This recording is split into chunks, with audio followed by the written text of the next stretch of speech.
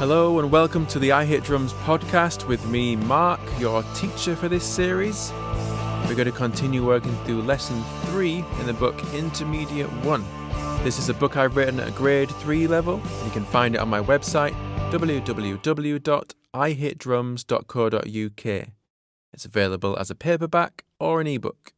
You can also find its predecessor, a beginner's guide, on there, and a whole series of this podcast, which helps you work through that first book, A Beginner's Guide, is available wherever you listen to this podcast.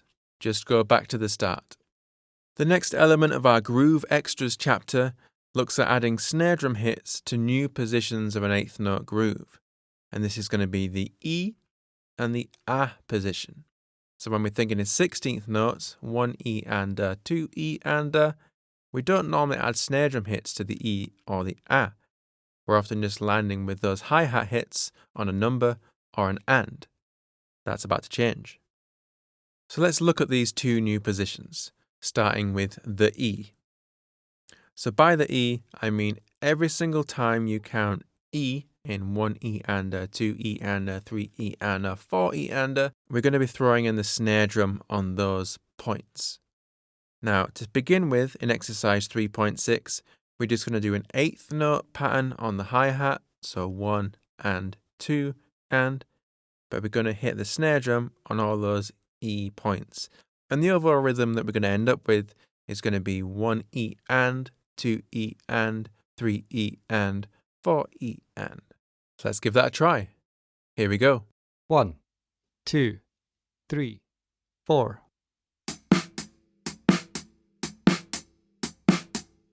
Okay, so the next step in exercise 3.6, adding this E hit, is to actually introduce the bass drum as well. We're just going to add the bass drum to beats 1, 2, 3, 4. And what this is going to do is it's going to help you develop your coordination between the limbs a little bit more. Let's give it a try. Here we go. 1, 2, 3, 4. In a similar fashion, we're going to introduce snare drum hits to every A count. So in the first example of exercise 3.7, the rhythm is going to be more like 1 and A, 2 and A, 3 and A, 4 and A. And the snare drum is going to be following on all those A hits as we play eighth notes on the 1 and 2 and on the hi-hats. Let's give it a try. Here we go. 1, 2, 3, 4.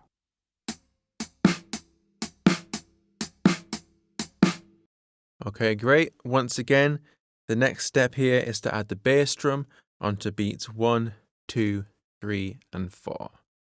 Let's give that a try. Here we go. 1, 2, 3, 4.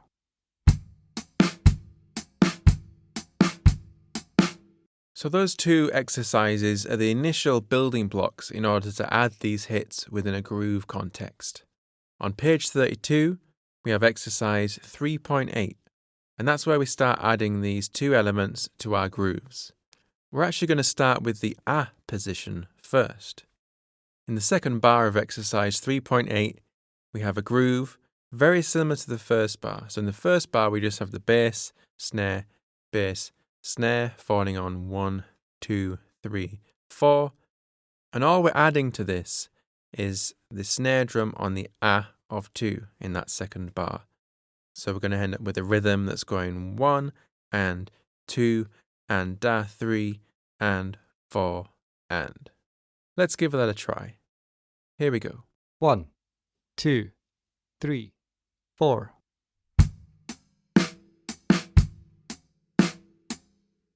The third and fourth examples have this snare drum falling in a similar position. So give those two a try as well before moving on to the fifth example. In the fifth bar of exercise 3.8, we're actually starting to introduce the E position. And this is coming in straight away on the E of 1. So the rhythm for this exercise is going to be 1 E and 2 and 3 and 4 and. Let's give it a try. Here we go. 1, 2, 3, 4.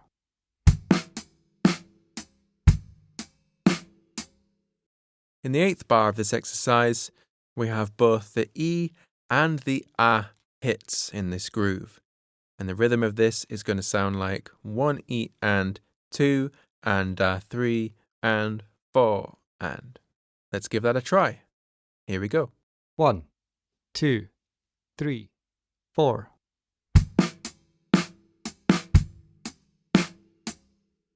Be sure to try all of those examples within exercise 3.8.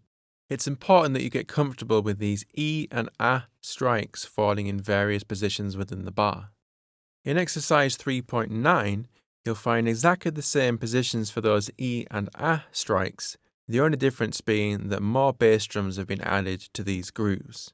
This not only makes the movement between the limbs a bit faster and a bit trickier, but also the reading side of things is also getting a lot busier, so you might want to try these a bit slower. We're not going to run through these here, that's something you can do in your own practice time. What we're actually going to do now is take a look at the song for this lesson chapter called Nothing But an E-A Thing. This song is a hip-hop tune and it's going to contain all the elements that we've worked on in this lesson chapter. So we're going to have some sections where we're not playing any hi-hat or ride cymbal and we're having to rely on our knowledge of those note values and rests. And we're also going to have some sections where we're adding the E and the ah strikes to the snare drum.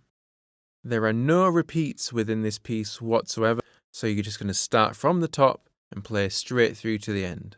We do have some hi-hat in section A and section C, whereas sections B and D are ride cymbal sections, so make sure you're spotting those changes between the cymbals. And there are some tom strikes in section B. You can find all the backing tracks for this with the supporting audio that comes with the book. But for now, let's listen to the full speed version with drums. See if you can follow the music as you listen along. Here we go.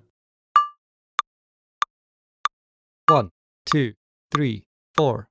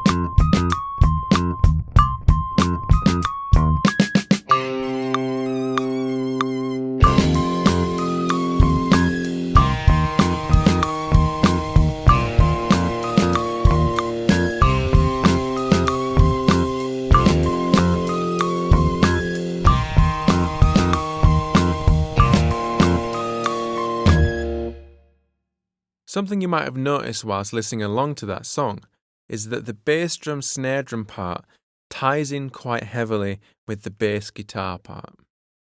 This is quite common in a lot of music. When the bass drum and the bass guitar are locked in, that's what makes a band sound tight a lot of the time. And this can also help you play the part correctly as you work through the song. So keep an ear out for that bass line.